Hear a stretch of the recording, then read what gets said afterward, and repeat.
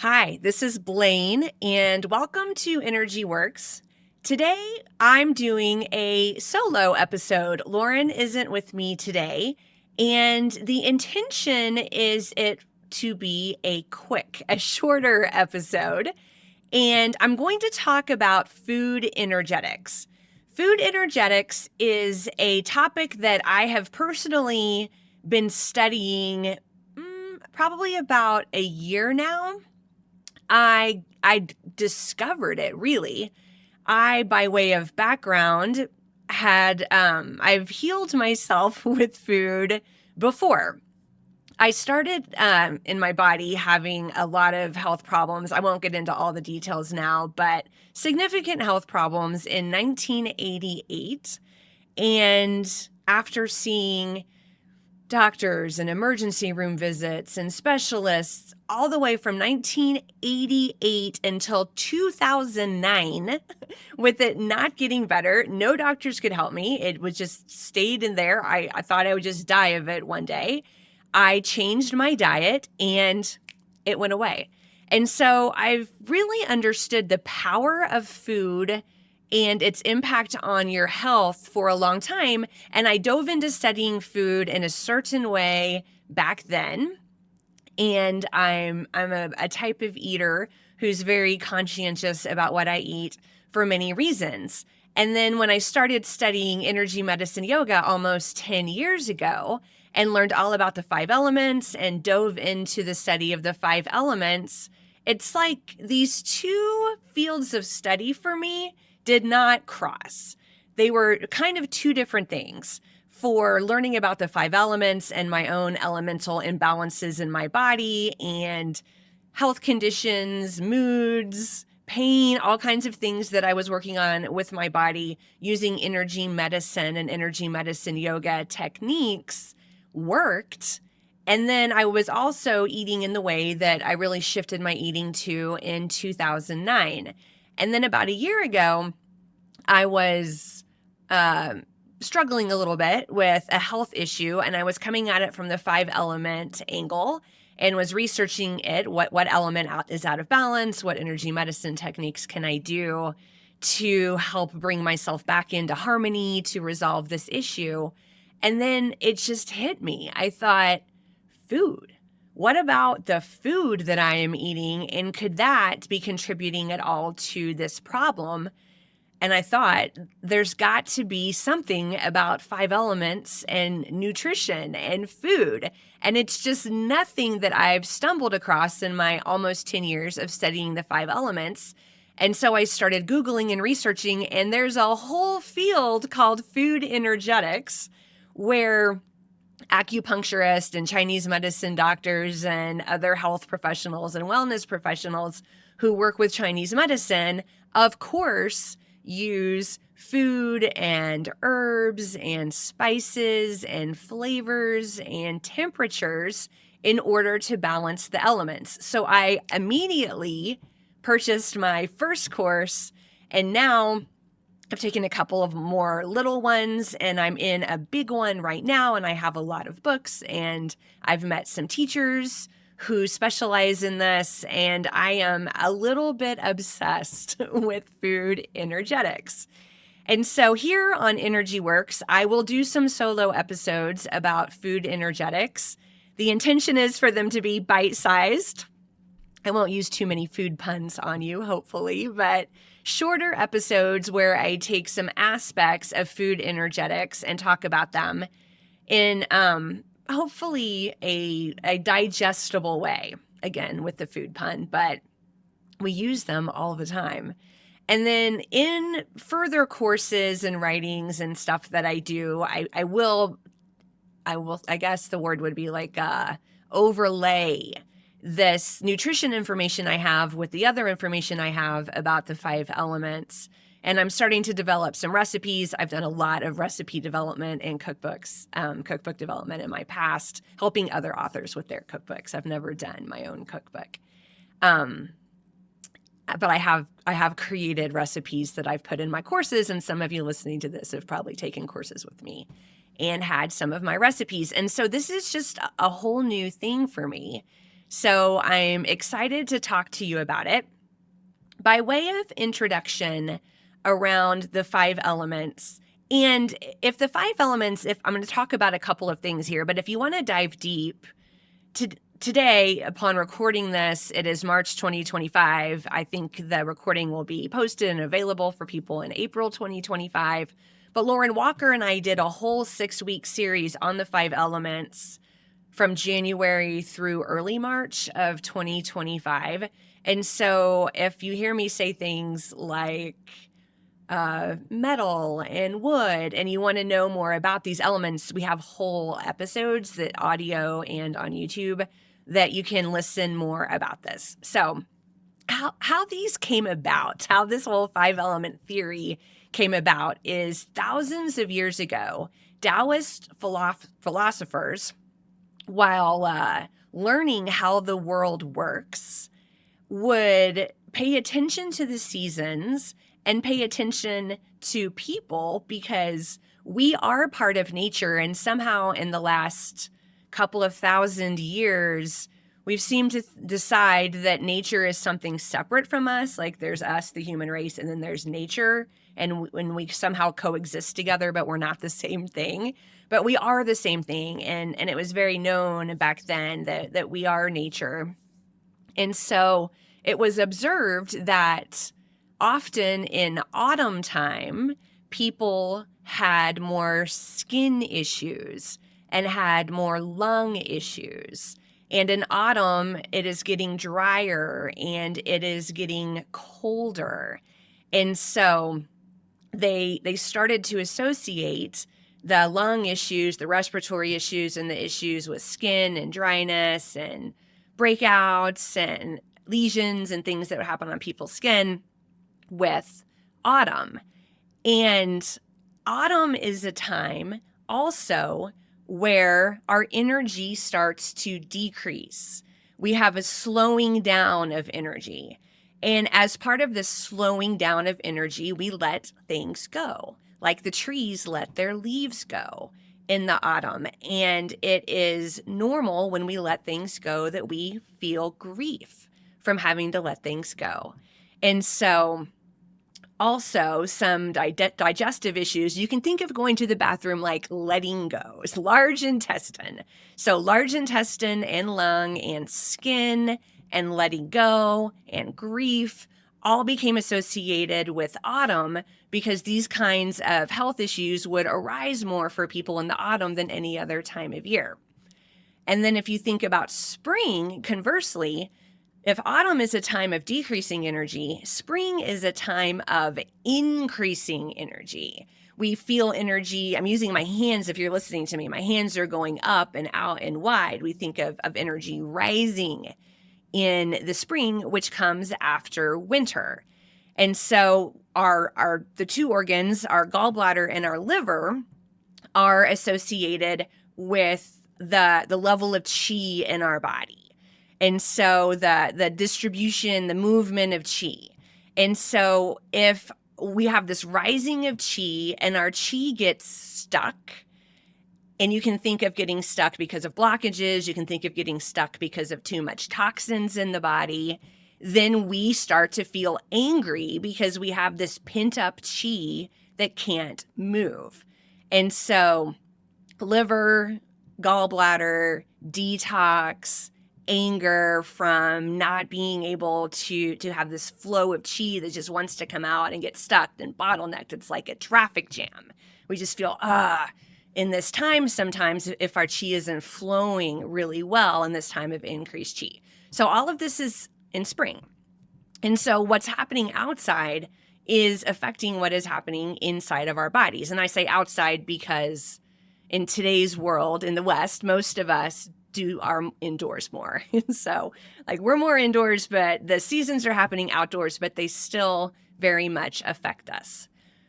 These philosophers also noticed that sometimes this didn't just happen in autumn. In certain people, they had problems with their skin and their lungs and their large intestine all the time, not just in the autumn.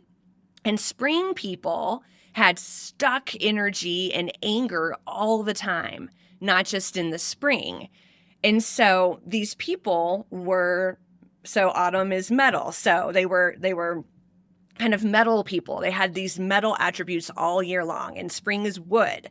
So we call it the primary element. They had these wood attributes all year long, not just in the spring, which would cause maybe some imbalances. And that's where we get into all the 5 elements and how they interact and how they become overactive and underactive and how they control one another. And it's very deep.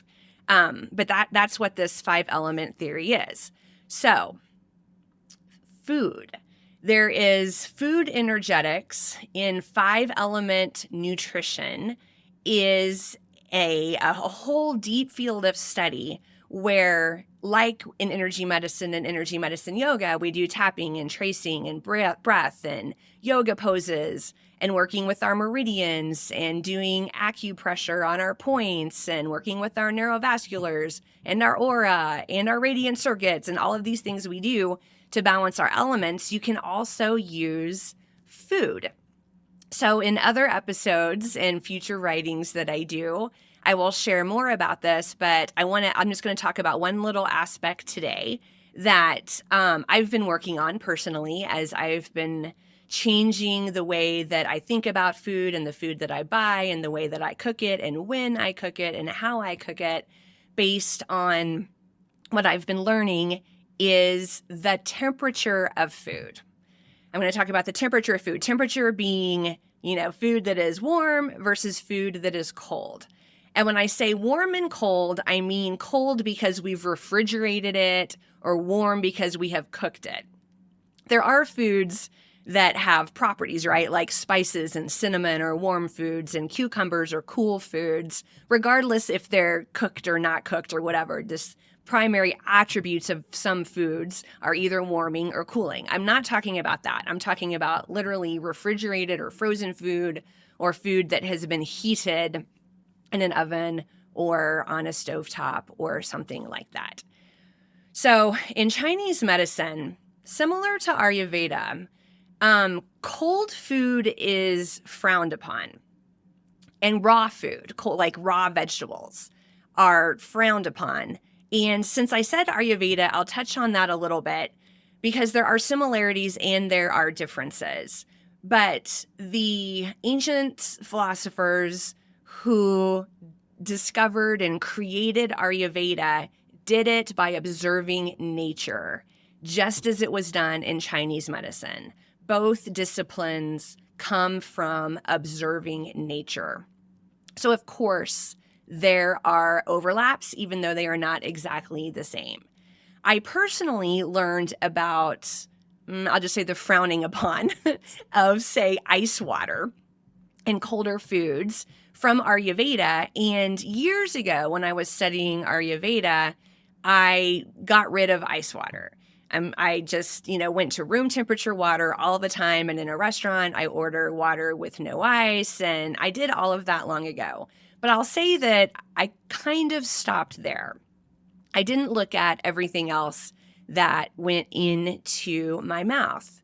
And I've really been playing with this in my own diet, this having warmer food. Because in Chinese medicine, like I said, cold food, raw food is considered not good for us. And there are a few reasons for this. One of it is our digestive fire. They say it just like in Ayurveda. They say we have digestive fire. They also in Chinese medicine call it the cauldron, which I love that. We have this cauldron, which is our digestive system. And so when we dump cold things into the cauldron, we dim our digestive fire. And when we do that, we will not get as much nutrients from the food. It also takes a lot of energy because our body has to warm the food back up before it can start to digest it. So basically, the worst thing you can do is, go to the refrigerator and down a big glass of ice water. And then, you've really cooled your cauldron. Your digestive fire is barely there. And then your body has to waste all this energy energy that is supposed to be happening, running all these other routines and processes in the body, they have to kind of just divert to getting the cauldron lit up again, to get the digestion back up. Digesting is one of the most important and most challenging things that our bodies does, and it takes a lot of energy for digestion. So when we dump ice and cold things and cold water and cold drinks in there, then it kind of causes haywire for our energy systems. It also affects our digestion. Digestion is not as easy, a raw carrot versus a cooked carrot. We get more nutrients and we have easier digestion from the cooked carrot. And it can be a lightly steamed carrot. It doesn't have to be, a cooked to death kind of carrot, but a lightly steamed carrot or a lightly steamed piece of broccoli versus a raw carrot or a raw piece of broccoli. You get more nutrition and easier digestion and easier, we'll say GI processing from the at least steamed or lightly cooked food than the raw food. And so I love salad. I eat salad almost every day. I love the crunch of my raw salads. And so I've been working thoughtfully about creating salads I still enjoy, but not having them be 100% raw. And what you can do and what I do is have a mix of warmed food and cold food. And I try to eat greens every day. And so I can kind of put I can put vegan chili on a bed of greens and eat it. I can eat almost anything on greens. But I've really been enjoying steaming my vegetables, maybe cooking up some pasta so it's warm, cooking some edamame, boiling some edamame, and putting these warmer vegetables and foods on also some of the more refrigerated temperature foods or greens or something like that. Maybe warm tofu on top of greens, something like that for me, because I am vegan. And so I still get my delicious salad, but I'm really starting to enjoy these more warmer elements.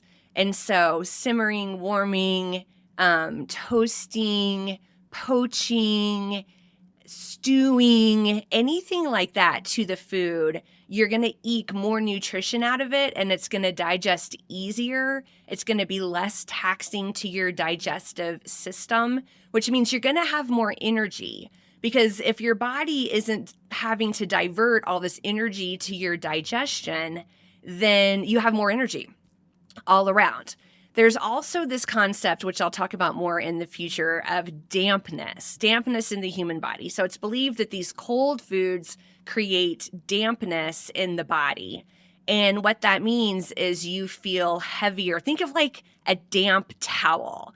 It's fluid retention, feeling heavy, limbs are heavy, weight gain, maybe even obesity, feeling sluggish, and not having very good quality sleep. And so the raw foods contribute to this dampness in the body and create these imbalances, creating the symptoms that I just shared with you.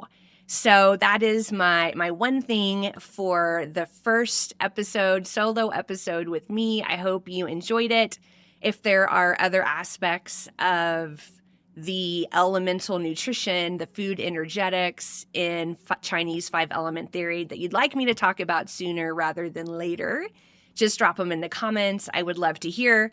We don't have an exact schedule of when I'm going to do these shorter solo episodes. Lauren and I are going to continue having episodes together like we have all along. Lauren will have her Cool People, Big Ideas episodes where she works with guests. And then I'll also do these solo ones on nutrition and food energetics. So I would love to hear from you. Thank you for listening, and maybe enjoy a warm cup of tea or some warming food for your next meal. And I wish you easeful digestion and a wonderful rest of your day.